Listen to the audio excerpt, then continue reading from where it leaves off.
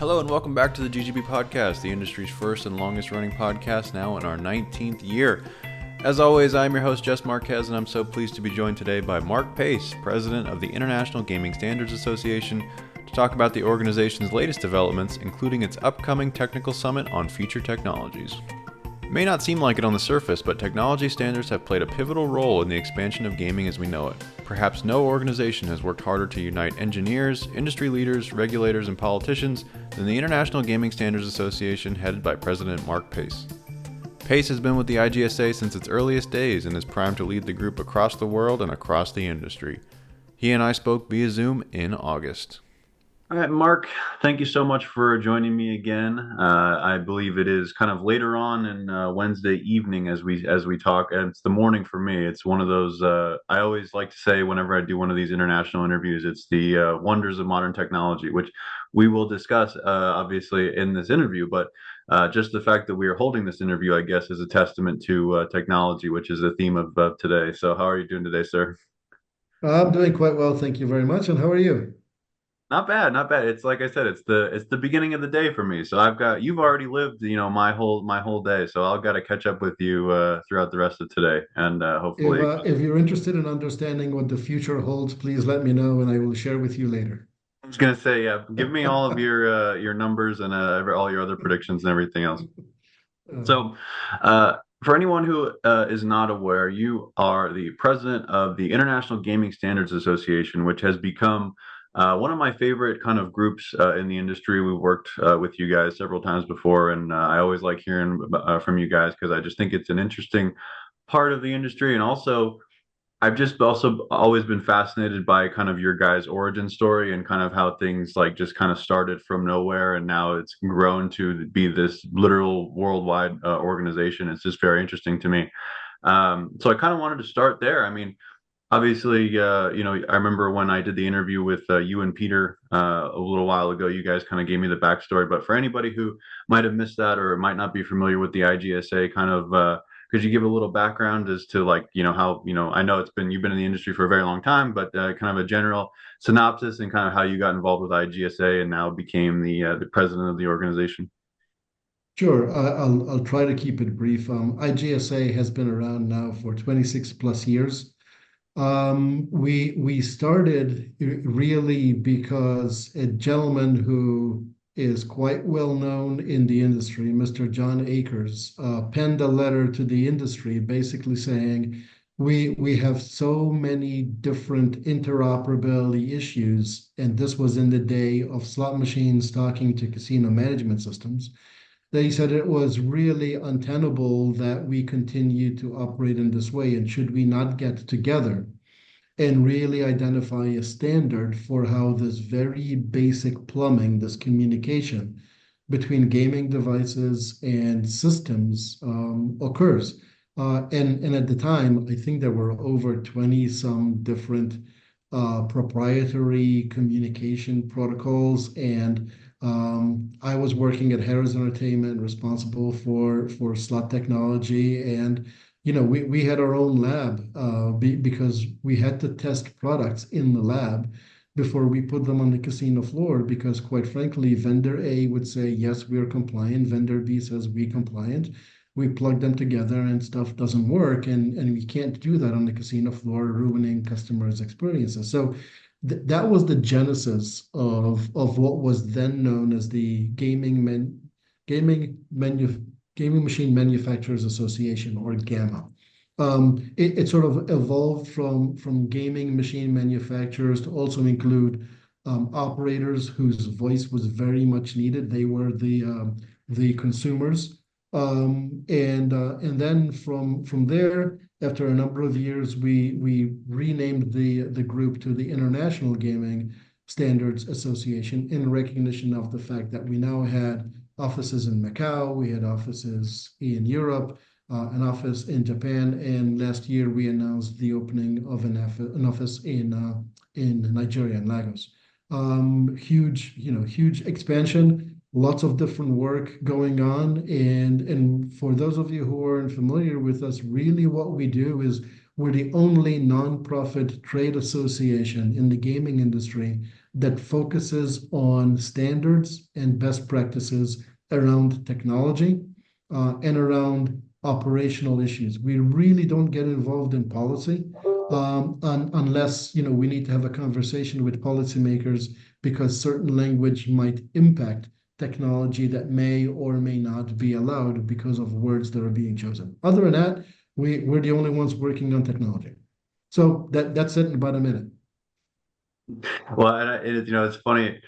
I remember when you guys were first telling me kind of about that history, and I think it just kind of speaks to I guess, just the evolution of the industry when you think about how, almost 30 years ago, getting these people all into a room and kind of coinciding with each other and cooperating with each other. I don't know if it feels, I don't know if I'd go so far as to say it feels kind of like it wouldn't happen today, but, these companies, have grown, the industry has grown to become a multi-billion dollar industry. And these companies have done nothing but, grow and influence, and obviously in performance. So it's just fascinating to me, the idea of getting them all to kind of work harmoniously for a greater cause, especially when you talk about it on a worldwide scale as well. So that's always been interesting to me. And it's also kind of similar to that. Like, it's been fascinating to kind of follow the trajectory of the organization as well, like alongside the industry. Like, I remember you guys telling me how you guys were involved with kind of the development of Class 2 gaming, or kind of how you were involved in that. And then also with the kind of the onset of iGaming in the US. I remember you guys telling me about that as well, obviously in Macau, Japan, etc., Africa, which I want to touch on later. So it's kind of interesting to kind of chart those two lines next to each other and see how, you guys have kind of grown and evolved alongside the industry. And it kind of, I think, paints a picture of how things have gone in that time. Yeah, and I think if you were to go back historically and look at who our members were and the number of IGSA members, you'll see that it ebbed and flowed, especially as the industry went through significant M&A activity where, we would have two, three members that all of a sudden became one. Because of the merger and acquisitions that were going on. I think what's really interesting, however, is that when we started, we were talking about very low level technology protocols.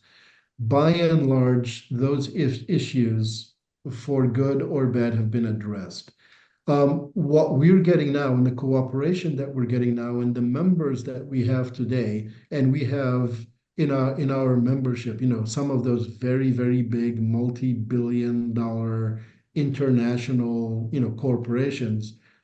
We are working on issues that have changed. They're not, little bit and byte level protocol issues anymore. Now they're broader issues, they're bigger issues. And I'll touch on this, as we go through this conversation today. But what we're doing with artificial intelligence in our work with regulators, what we're doing with cyber resiliency, especially in light of, the now infamous hacks that have occurred, up and down the strip, and to, unfortunately, the Nevada Gaming Control Board, and not to mention, other hacks across the world. What we're doing with payments, what we're doing with responsible gaming. These are not so much, communication things. They're technology. It's the application of new technologies in the furtherance of gaming, and how can we do things more efficiently, more effectively? How can we take advantage of new innovations in technology? And how can we help regulators understand them and then be in a position to allow them, and of course, to monitor and provide oversight, which is a hugely important and extremely difficult role, especially, as we said earlier, given the volume and the velocity of technology today. I mean, it's crazy. And you just said it, and I think the interesting part is the education, I guess, part of it, in terms of the regulators, is like, this technology moves fast. It's very difficult to understand for most people, and I think that it might be, for some people, they might say like, well, wouldn't a regulator, know every single thing about every single thing? And it's like, not, no, no, not entirely. And I think that's part of why, organizations such as you guys are so important for that reason, that kind of bolster the general knowledge about these things, because they are pretty complicated. Well, we try to partner with regulators, and it's interesting because within IGSA and within the committees that we have, there are many ex-regulators. So it's great having those individuals who have lived that life and understand how difficult it is. Most regulatory authorities are understaffed. They don't have the budgets, they don't have the time. They're being outgunned and outmaneuvered by all of the technology that's being implemented by companies who are for profit. And these regulators are trying to deal with it. It's very difficult. So what we try and do is we try and say, look, here's how to think about this new technology. So I'm going to give you an example. We have an ethical AI committee. The Ethical AI Committee is creating best practices specifically for regulators so that they can sort of, tune out all of the noise around AI and focus on a set of things that they ought to require of suppliers and operators around AI. I know I hear around the world, you've got people in politics that want to ban this, ban that. They want to ban AI. They want to ban, distributed ledger, blockchain technology. It's like you can't ban technology. What you can do is you can put together a set of guardrails and a set of rules on how that technology can be used. So what we're doing with ethical AI is we're doing just that. We're creating best practices, focusing on algorithms, and most importantly, the data that algorithms are going to use. I spoke at the NAGRA conference in Charleston a few months back, and a lot of regulators are sort of,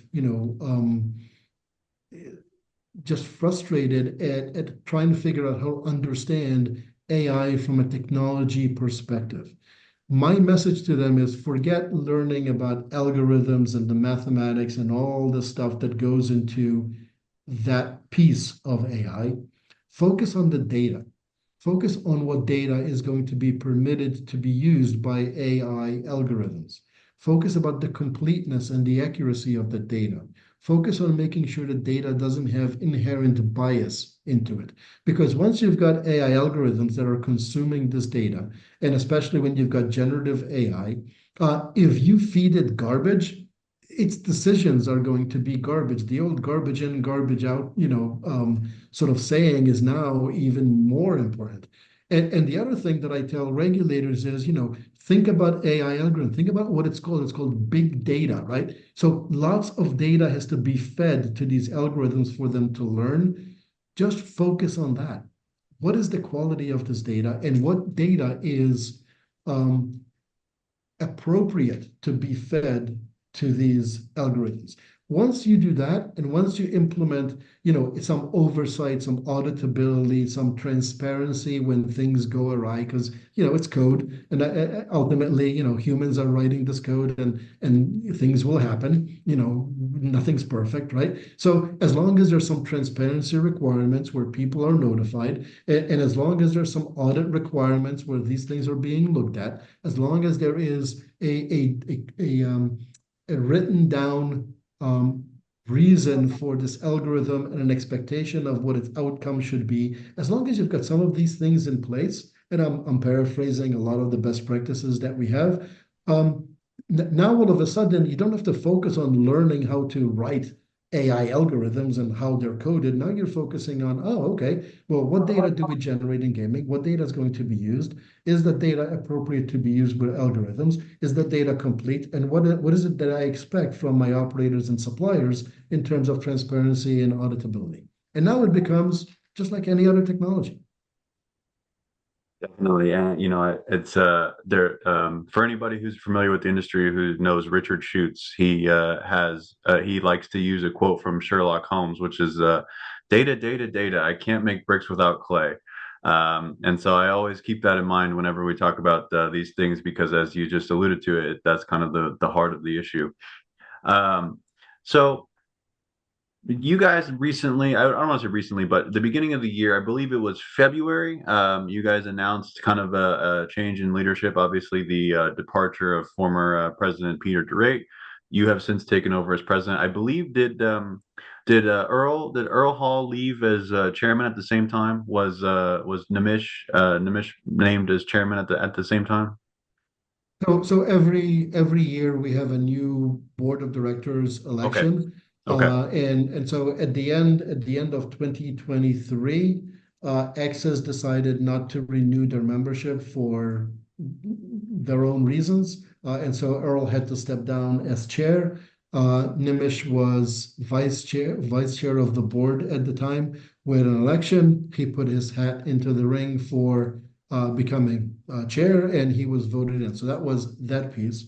And after 25 years of blood, sweat, and tears that Peter put into growing this organization, literally from nothing to what it is today, I don't begrudge the man taking a step back and saying, you know what, I'm now going to work sort of out of the wings. He's still part of IGSA. He's still providing valuable information, support, continuity.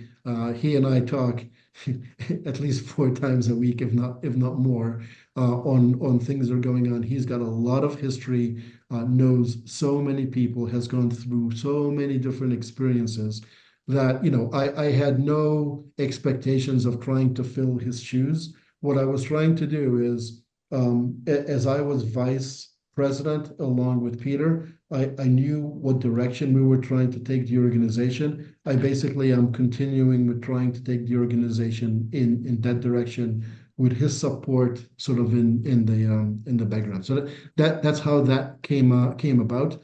One of the things that we really wanted to do was focus more on working with regulators, and really understanding their issues, because their issues become operator and supplier issues. Especially as we started looking at the expansion of sports in the US.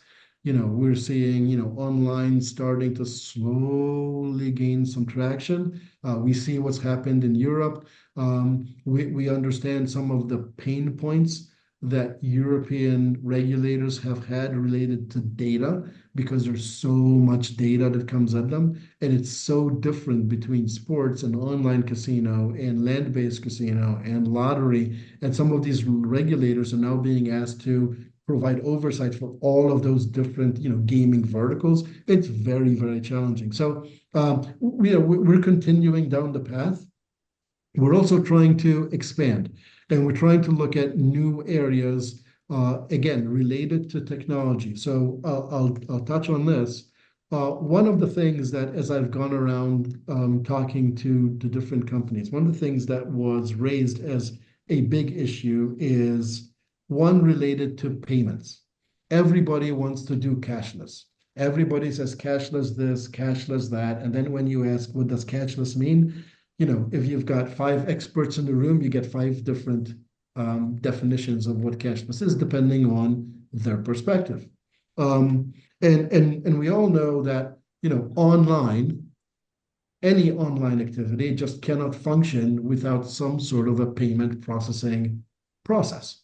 And we know that for sports betting, accommodations have been made relative to merchant codes to allow the use of, cards in terms of funding players' wallets.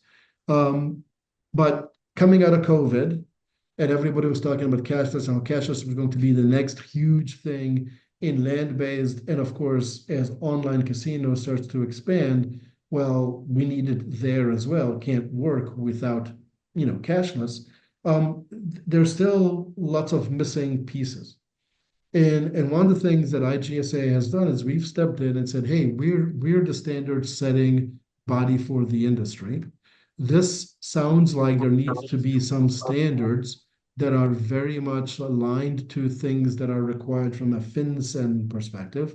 Obviously, banks, credit card networks, credit card companies are involved in this area. So how do we bring these traditionally non-gaming companies to work with traditionally gaming companies that are doing payments? And how do we identify areas that we could work on to try and really allow, through standards, payments and cashless to become a workable, real solution for both land-based and getting ready for online casino. We're doing that. We're starting to do that. We're going to have a meeting on the 25th of September. I'm not going to go through all the different companies that we're inviting to that meeting, but it is half non-gaming and half gaming, because you need everybody together sitting at a table to discuss, the issues and how we can realistically and pragmatically, come up with standards to solve those issues. And we're not going to try and boil the ocean. My goal in this meeting is to, identify one. I'll be happy with one. It'd be great if we had two, but I'd be happy with one item that could really make a fundamental difference in enabling real cashless in the gaming industry. One that would, have a really good player experience, and one that could benefit operators and suppliers. You know, So I, that's something that came out of a long-term look at how do we go into non-traditional gaming areas, again, continuing to focus on technology. I think that's it's fascinating, and it's funny when I first came onto this role in early 2022, cashless was like one of the biggest kind of themes or stories at the time. We had a lot of clients at the time who were cashless companies. Um, and I remember just like starting out, kind of, doing those stories and talking to those companies and kind of just being like overwhelmed with like all the the payment side of things. I mean, it was hard enough for me to understand gaming at that time, let alone payments and finances and things like that. So it was like really hard kind of to slog through the terminology and things like that. And it's interesting how over time, over the years, as I've talked, done more of these stories and talked with more of these companies, like I feel like I have a better understanding of it. But overall, the development of it or the progress of it probably hasn't, gone as much as I maybe would have thought at the time, when I first started. So I think that's really interesting and very timely because it just seems like one of those things across the industry where you talk to people about it, whether they're in the payment space or outside of it, and it kind of harkens back to the one of the main themes of gaming is that it's just kind of a very slow evolving or slow growing, not slow growing, but slowly adapting Mhm. industry. And whereas it really does kind of feel like turning, doing a U-turn with a cruise ship sometimes, where these things are put in motion and then they're kind of in motion for a long time and then maybe they Mhm. kind of stop moving, and they start again and it's very clunky. So I think that's definitely one of the themes that people are going to be highlighting, not just from a gaming perspective, but also you have kind of some of these companies have like investment kind of things to them where people are like, all right, we gotta, unfortunately that's kind of how these things work. We need to start seeing some kind of progress. Why are we not seeing progress? You know what I mean? So I think that's definitely going to be one of the biggest themes of the industry, continue to be one of the biggest themes of the industry moving forward. And kind of, I feel like the tone of it has kind of shifted from like, bright and shiny to kind of show me something type of thing. At least from that's just my perspective, having done a lot of these stories in the past. Um, One thing that you touched on that I wanted to hear more about that I haven't been able to talk to you about since is the rollout in Africa. So you guys announced the GSA Africa initiative. When was that? Was it about a year ago now, or maybe a little bit It, less? it was it was almost it was in February of this year Okay. we announced it. How has that gone? And it's it's been a little slow. It's been a little Sure. slow. The different bureaucracies, different governments, different bureaucracies, different requirements.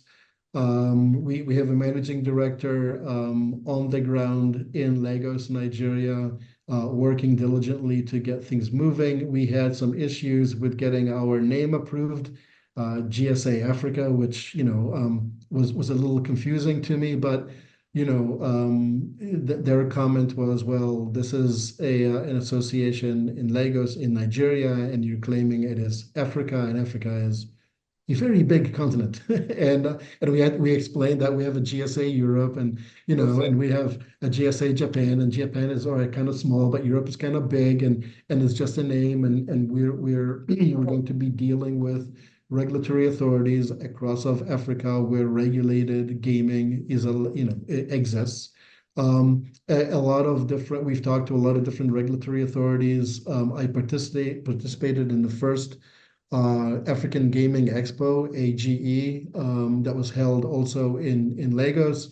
And I was incredibly heartened to hear from so many different regulatory authorities that said they were either already or planning to implement IGSA standards within the regulations and using the technology as they grew their gaming economy in those different jurisdictions. It's fascinating to me that newer jurisdictions sometimes can leapfrog, long established jurisdictions simply because they've got very little and they can implement new technologies as opposed to, a jurisdiction that has implemented older technology, and to just go through the replacement cycle is just so, much of a slog. I mean, it'll take so long. So GSA Africa is still going on. We've got approval for the name. We've got an office. We're getting ready to do a launch. I would not at this point. There's a few other legal things that we need to do, and given how things move, I wish I had the crystal ball, but I don't. So I won't I won't try to prognosticate as to when the office will be officially open, but we're still working on it. And the other reason why we did that, to be very candid, is as we went down to South Africa, we talked to different regulators there, and then we were introduced to Northern African regulators and Central African regulators. We heard the same thing over and over again. Technology, technology, technology. We don't understand this. We don't know how to handle this. There's all the stuff that we want to do, but we talk to European regulators and they're inundated. We don't want to do the same thing. We want to make sure we're ready from the get-go. How do we do that? And we realize there's a huge opportunity here to partner with these regulators and to help them, through education, through standards, through understanding their unique requirements, because they do have some unique requirements, even though it's the same gaming as everywhere else. That there's always some unique twist from a legislative and cultural perspective. So we wanted to understand that, and that was again sort of the impetus behind creating GSA Africa. I will tell you that we've tried to make forays into Latin America. Brazil is a huge gaming market. Peru, Chile, Colombia. I mean, you can just keep going on and on. There's a lot of opportunities in South America and Latin America as well. So I'm not going to tell you that we're going to do this tomorrow, but at some point in time, we probably will also start to focus more on Latin America. And I had a great opportunity to meet and talk to a number of regulatory authorities from that area while at a CGS conference in Santiago, and it was more of the same. It's the same issue, in just a different geographical location. Um, Touching on technology for one more thing, I mentioned, or I might have not mentioned, but cyber resiliency, cyber risk, cyber security. These are things that have become pretty important, Sure. quite topical in the news, and not for a good reason. Sure. We created a cyber resiliency committee, not to create standards around technology, but again, sort of with a vision of and a focus on the regulators. As regulators, what is it that you should require of suppliers and operators in the area of cyber resiliency and cyber risk? What should you be aware of? And then as we talk to CISOs from different operators, individuals who are dealing with risk insurance and premiums that are skyrocketing because the bad guys are continuing to talk to each other and, figuring out where to exploit and how to exploit. And the good guys, for a variety of reasons, tend to hold a little bit back, although that's changing. Um, so we decided to create this committee again to create best practices, working with the industry, working with some pretty prominent um, law enforcement agencies whose letters I'm not allowed to speak, to really understand what we can do to help the operators potentially reduce their risk insurance premiums, and also tell regulators this is what you ought to require of the ecosystem that is gaming. Because really, cyber resiliency in the gaming industry is not just about networks and applications, it's about chips, it's about PCBs, it's about gaming devices, it's about all of the bits and pieces that drive gaming. And then when you talk about, online, you've got servers, you've got data centers. So we've got big data center companies like AWS, Continent 8, that are involved in this committee, that are sharing their experiences. And we're trying to figure out, how to create best practices that hopefully we can take to the not just the industry, but to also the insurance companies and say there is no silver bullet against this. We are doing everything that we can. Please understand, we are doing everything that we can. If there's anything new that we can do, we will do that. And to that end, we're also collaborating with the Retail and Hospitality ISAC. ISAC stands for Information Sharing Analysis Center. The Retail and Hospitality ISAC is comprised of huge companies like Target, like Home Depot, McDonald's, MGM. There's a wide variety of companies, both from the retail and the hospitality side.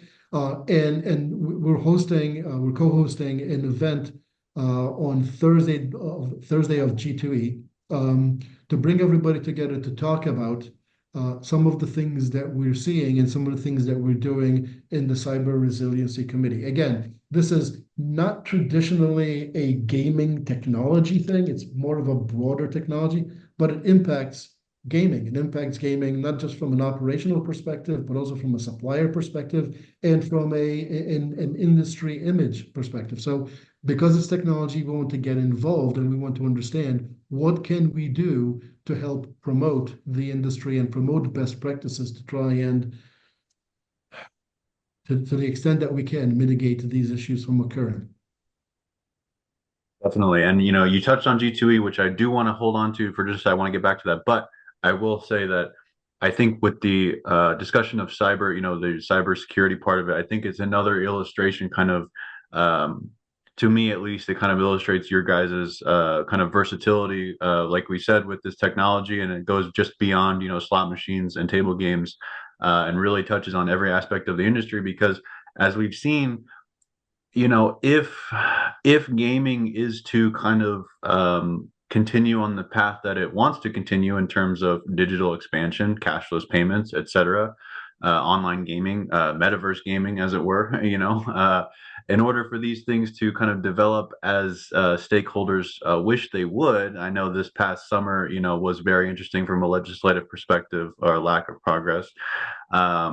So I think it's indicative of the need for a group such as your guys to kind of take control of that whole kind of sector, and not just the pure gaming part of it, because as we see it expands beyond that, if the industry is going to evolve. So moving on to G2E, and let me actually pause for just one. Okay, so we stopped off at G2E. Obviously, you can't really, this time of year, you can't really have any conversation or any kind of anything without kind of alluding to G2E in some form. So I believe, obviously, you mentioned you guys will be having the cybersecurity talk there. What else kind of don't you guys hold your annual meeting at G2E as well, if I'm not mistaken? So could you kind of tell us We about that and what you guys have planned?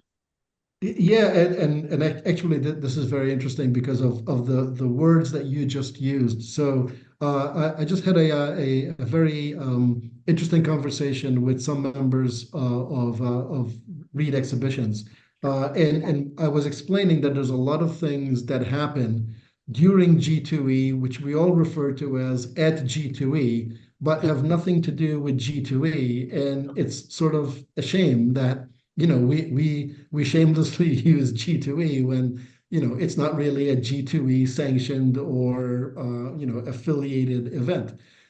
So yes, at G2E we are going to have the Retail and Hospitality ISAC meeting. It will be held at the Wynn. That will be on Thursday. And then on Wednesday evening, you're absolutely correct. Again, during G2E, but nothing to do with G2E, we host our annual meeting. And this is an opportunity for us to bring together our representatives from different member companies who are traveling to Las Vegas from all over, the world, and to bring them in to explain to them, give a little recap of what 2024 was about, and also share with them our strategic objectives for 2025.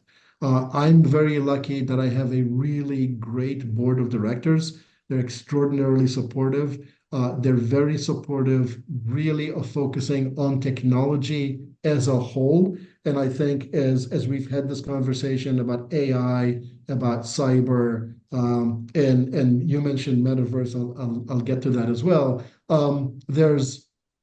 There's a lot of different technologies that we're looking at, and one of the things that sort of ties some of these threads together is we've got a responsible gaming committee. Now, when we created the responsible gaming committee, quite frankly, it was, oh boy, here we go. Another group of people are going to start talking about responsible gaming, safer gaming, whatever terminology you wanna call it, whatever label you wanna assign to it, and it's going to be more of the same. And I tried to say, hey guys, how about we attack this from a different perspective? How about we attack this from a technology perspective? So there's lots and lots of academics that have done tons and tons of research, right? There's lots of data out there. We know that this is a real problem. We know it affects a certain percentage of the population. Whatever, you can debate the percentage, but it doesn't really matter. It affects a certain percentage of the population. We as an industry ought to take action on this. We ought to be responsible. We ought to take matters into our own hands. We should not leave it up to regulators or, God forbid, legislators to tell us what to do, right? And we should do the right thing because, quite frankly, we want gaming to be a healthy, and wholesome, and sustainable entertainment experience. We don't want, people who can't afford to gamble to be gambling. We don't want people to go down a self-harming path. We don't want any of that, right? So why don't we look at technology and how technology could be brought to bear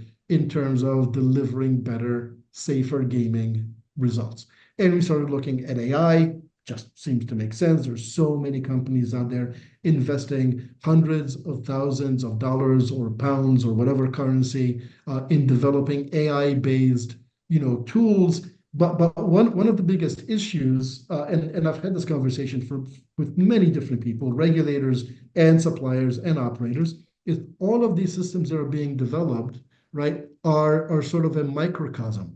Because if you're the biggest operator in the world and you develop the best, safer gaming application in the world with the best AI algorithm in the world, you can only apply it to your customers. And you can only apply it to the data that you have of your customers transacting at your sites. You've got no clue what they're doing at the other casinos. And as we all know, back in the old days, in land-based, when you'd walk down the strip and everybody had a bungee cord with 15 different, player loyalty cards, we used to argue when I was at Harris Entertainment, that's my customer. Yeah, is it really my customer? Is it my customer that I'm sharing with MGM and Wynn and Mirage and blah, blah, blah? It's like, whose customer are they, right? So we know that players in a land-based environment play multiple venues. You can imagine in online how much easier it is. Although again, there's the onboarding process and the payment, KYC, and all that stuff that's a little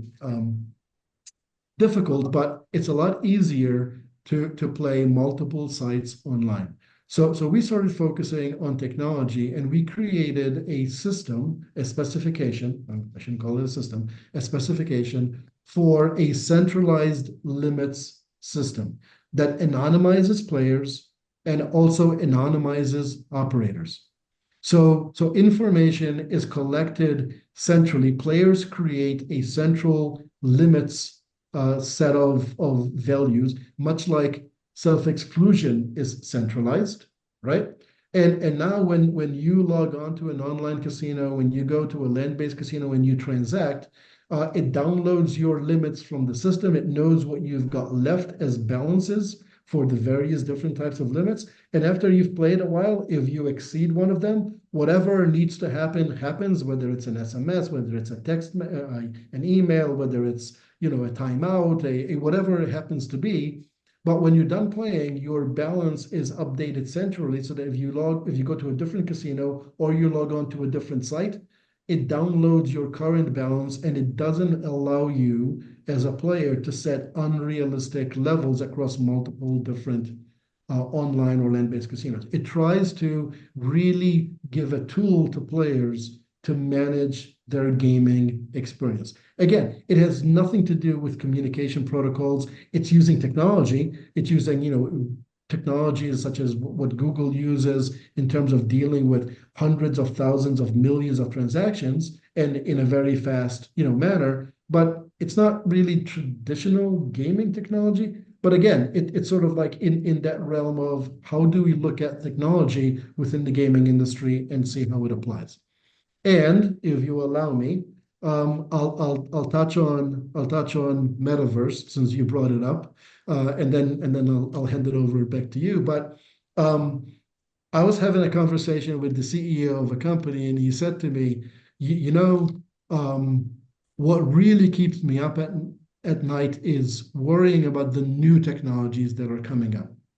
He said, these are technologies that, quite frankly, are already here. They might be nascent to the industry, but they're already, pretty, to some degree, pervasive outside of the gaming industry. And I worry about how we're going to bring them in, how we're going to have them tested, how we're going to get them approved, how regulators are going to view this technology, how legislators are going to view this technology. We should be thinking about this future technology.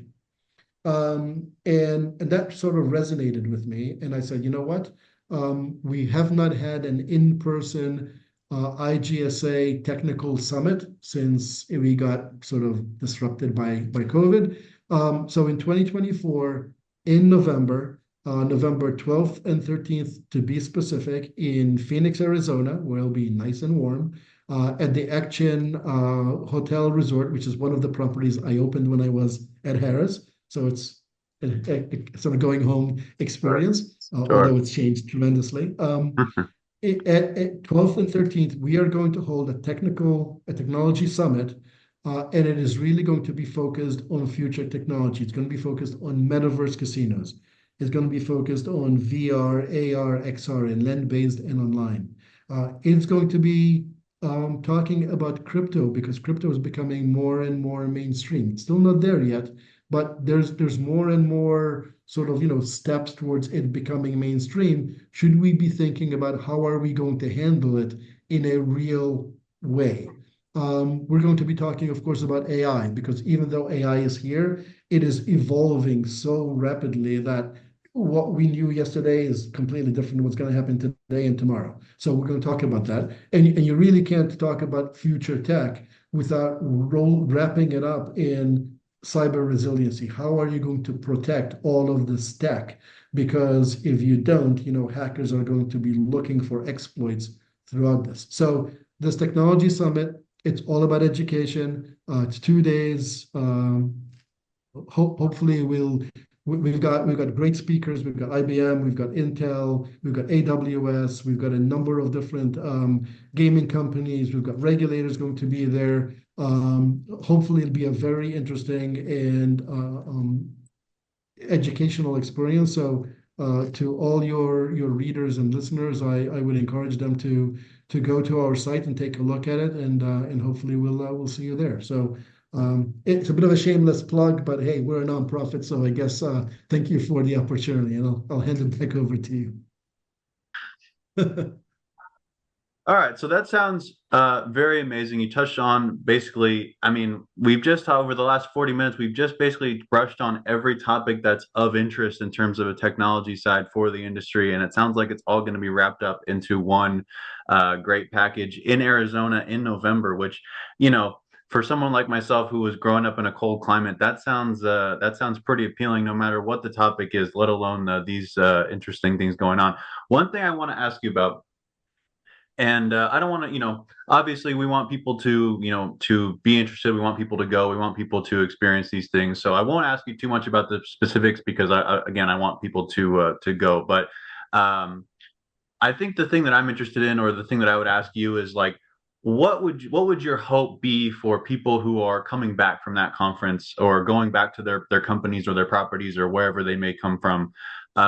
What do you hope that they take away? What kind of insights do you think, maybe not specific to one thing, but overall, what do you want people to be thinking about when they leave the summit in November? I think that there's a number of things that I would want them to really think about and to go back and pursue. Number one is technology is something that is always going to exist. Its innovation is going to continue. You can't put your head in the sand and say, I'm not going to get involved in this, because if you don't, you're just going to get passed by. So understanding these technologies, understanding how they're being used outside of our industry, how they're being managed and regulated outside of our industry, and how we can learn from that is very important. So we don't ban these new innovations from our industry where we're all about entertainment. And as I've seen a metaverse casino, and it was beyond entertaining. Really what I would hope is for the regulators to start thinking about, how do I learn about this technology? What do I need to know about this technology? Are my regulations broad enough to handle this technology? If not, what do I need to do? And what is the impact on the legislative process if I need to change regulations? And who can help me craft those regulations? Who can help me understand this technology? And more importantly, as we discussed with AI and AI algorithms, do you really need to understand all the technology, or do you really have to understand enough about how it can be used to build those guardrails on how it should be implemented within the industry? And then lastly, for companies that are in the innovative space, that are developing these technologies, we are creating an emerging technologies committee. It is going to be chaired by Travis Foley, who, if you recall, ran the Nevada lab for many, many years. Now he is head of government affairs for BMM.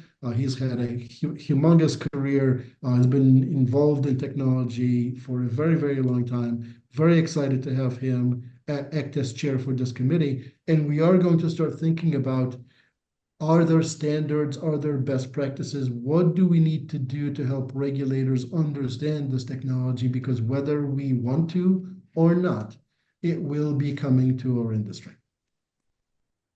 Definitely, definitely. Well, Mark, this has been great. Like I said, I always love catching up with the IGSA because to me, it represents kind of the forefront of the industry. Like the things that you guys are worried about are typically the things that I should be worried about. And so too, as everyone else that is tangentially involved with the industry. Thank you so much again for your time. Hope you have a great. Hope you can, maybe get some rest, get some R&R before the, G2E, and then obviously the technical summit in November, and then ICE right after that in January, late January this year. So a lot coming up for all of us. But again, pretty much anything that is crucial to the industry on the technology and innovation side can usually be found, or usually you guys have already covered it or discussed it or have some kind of material on it already. That's kind of how you guys work. So thank you again for joining us and enlightening us on all things IGSA.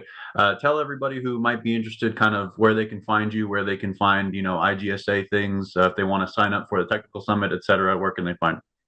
Our website is very easy. It's igsa.org, www, of course. So just go there. The link for the Technical Summit landing page is there. Anything that we do and the ability to contact us is available on that website. So please fire off emails and be happy to have a conversation.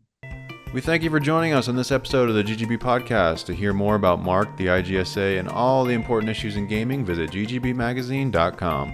To hear more about all the weekly news in gaming, visit ggbnews.com and use the coupon code GGB180 for a free subscription. Don't miss an episode of the GGB Podcast by subscribing on Amazon, Apple Podcasts, and Spotify today. Thanks, and we'll see you next time.